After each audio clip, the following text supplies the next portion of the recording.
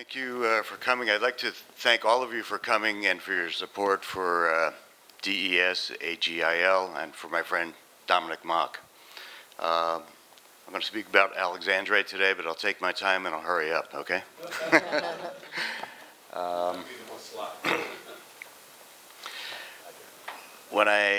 Alexandrite was first discovered about 300 years ago in the Ural Mountains in Russia by a Finnish geologist. He first thought he found an emerald. Later on, he noticed that the stone seemed to change color. Turned out it was a different variety of the species chrysoberyl. Chrysoberyl comes in three forms. There's a faceted chrysoberyl. There's color changed chrysoberyl, which this is. This is a Brazilian stone that weighs 1205. And then there's a really an amazing form, cat's eye chrysoberyl. And the way you get the needle, or the eye of the cat's eye, is there's rutial needles going left to right, and then the light reflects kind of like off a spool of thread, so you get the up or down eye. Now the rarest form of alexandrite, and one of my favorites, is alexandrite cat's eye. And that's a cat's eye that changes colors, goes from green to red or blue-green to blue-red. This particular stone weighs 1031. It's from Tanzania, and it's probably the finest alexandrite cat's eye I've ever seen in my life. This is a piece of rough from the Hematita mine in Brazil. It weighs over 2,000 carats, and you can see how large it is here. And in the next photos, you can see, we would just put a flashlight behind it, and you can see the change in color, and that's true. It goes from green to red. This is a piece of rough from Russia. This is a piece of rough from Sri Lanka.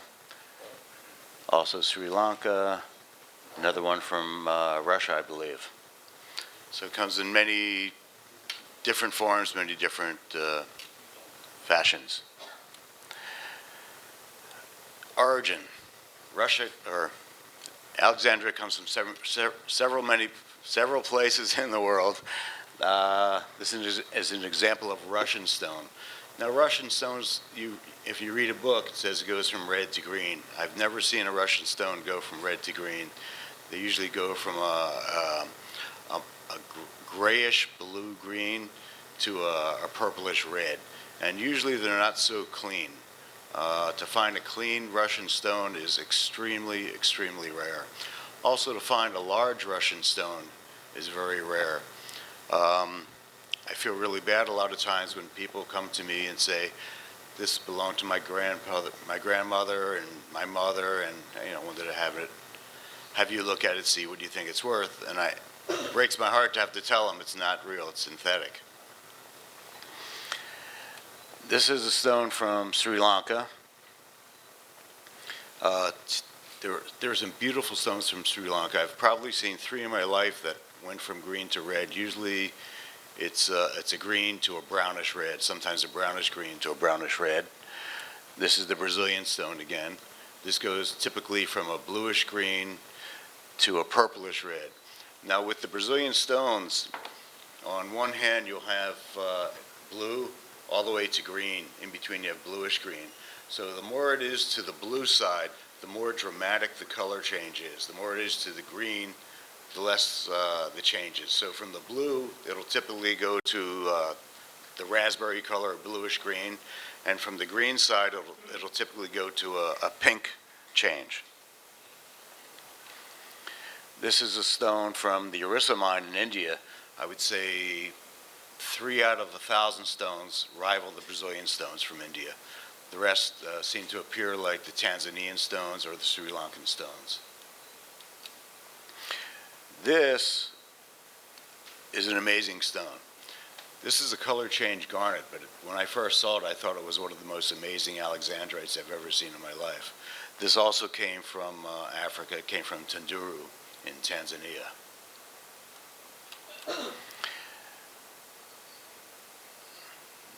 This is a stone where the color change is not so great, okay? A lot of times people will show me alexandrites and color goes from brown to browner. And to me, it's not really alexandrite, it's more like a color shift stone. This is another example. This is probably one of the largest faceted alexandrites I've seen. This weighed over 200 carats. And it does show, a change, but not a dramatic change. This was originally certified by the Gublin lab in Switzerland, and they called it alexandrite. And then as it was being sold about 2 years ago, they wanted it reassessed by Gublin, and Gublin called it chrysoberyl because the change wasn't so dramatic. They wanted to call it a color shift. So they asked me to get involved and kind of negotiate and speak to the lab and try to use my knowledge to get them to keep their original view, which I was successful. And they were able to sell the stone. Certs from different labs seem to always say different things. I think we're held hostage by the laboratories today, not only for alexandrite, but especially ruby, emerald, and sapphire. I can't really see what this says, so I'm going to put my glasses on. Getting old. Okay, this is from the AGIL in New York. He calls the stone blue-green to purple-red, which is pretty accurate. GIA calls it dark greenish blue to dark red purple.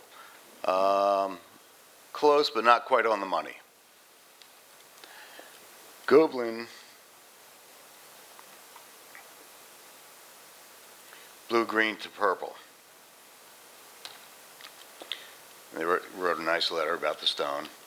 On the alexandrite cat's eye, the only lab to get it right on the money, in my opinion, was AGL in New York, and they called it deep green to deep red, which is really what it was. I never saw any purple in there, I never saw any blue in there, and thank God I never saw any brown in there. For me, when there's brown in an alexandrite, it's almost impossible to sell. It's kind of like the kiss of death. But a lot of people buy them because they're buying the paper, the piece of paper that says this is alexandrite, and they really don't know the difference. AGL was kind to write a nice letter about that stone, and when I originally bought this stone, it came with the Gublin cert that said, I think it said green to brownish red. And I agreed to buy the stone if I could get a clean cert, meaning a cert that doesn't say brown, because I didn't see brown. So I showed it to several other people, and nobody else saw brown, but unfortunately Gublin wouldn't change it due to their regulations or rules that they have in the lab. The first person who sees the stone, it's kind of like their stone in the lab, and you have to convince that person to change, and she saw brown, she wouldn't change, so whatever.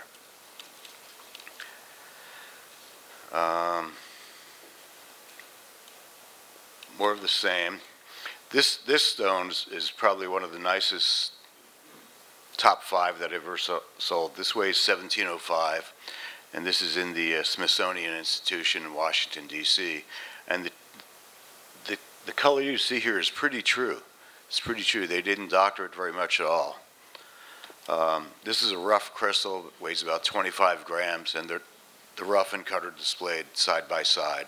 It's really something to see if you're ever in Washington.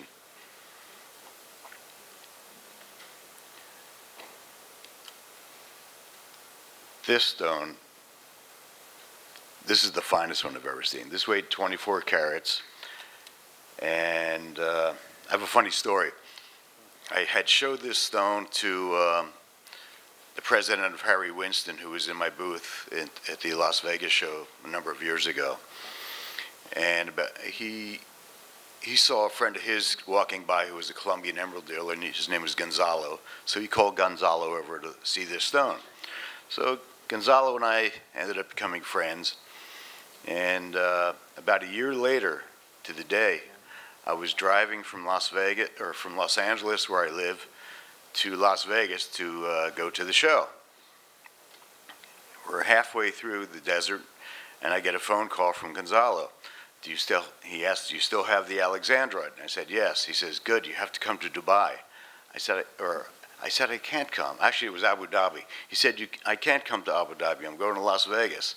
He said, no, you have to forget Las Vegas. You have to come to Abu Dhabi. I said, no way.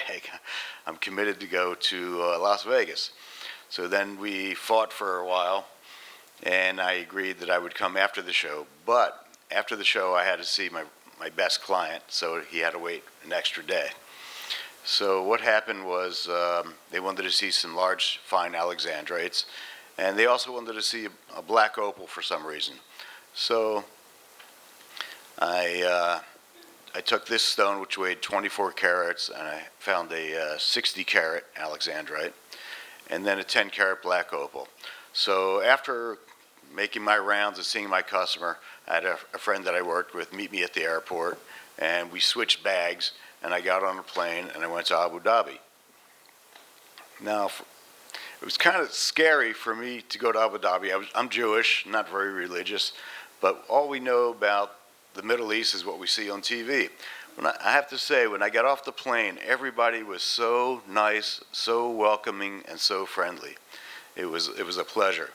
So Gonzalo arranged for his partner there to pick me up at the airport, put me in a hotel, and it was quite a nice resort on the beach, and said, get some rest, I'll come back later in the day, and we'll talk. So, okay, he came back, and I gave him the 3 stones, and I knew in the Middle East, if you write a bad check, they cut your hand off. So I wasn't so worried about giving him the stones if he gave me a check in my name, not the company name, so I could cash it if I had to. So he took the stones. He came back about 5 hours later with 2 stones. He came back with the black opal and the 60-carat, and he gave me, I returned the check, and he gave me another check for this stone, the 24-carat. And he said he sold it to the Prince of Dubai. But I had to wait 10 days to get paid. So for 10 days, I sat around in this resort on the beach, and he said, just order whatever you want, do whatever you want, and hang out. So every day I took a walk through the mall, and I would stop for a cup of coffee. They even have Starbucks there. So it was really weird, because people would see me, and I was an obvious foreigner, and they would just come up, sit and talk with me, want to speak English, and ask a lot of questions about the States. It was just a great experience. Finally, 10 days later, I get a phone call. The money's here. I'm picking you up. Let's go to the bank. So we went to the bank, wired the money home. From there, I went, packed up my clothes, got on a plane, went home. And that was my experience in the Middle East, and it was a great experience. I really would love to go back. Okay, I'll make this really fast. One day I was bored in my office, which happens quite a bit, and I had a lot of Alexandrites laying around, so I decided maybe I can make a suite. So I had this 12-carat stone in the center. There was a $4.99 for a ring. Those 2 stones weighed 832, and the 8 stones there weighed about 17 plus carats. So I made a suite, and I had the suite for about 2 years, and it was very, very expensive. So there was, a limited number of people who could afford to buy something like that, let alone want it. So I eventually broke it up. I actually sold the 12-carat and the $4.99 here in Hong Kong, and eventually sold the rest of it. But it was very, very impressive. And that's basically it. So I have only a few minutes left, so I hope you enjoyed.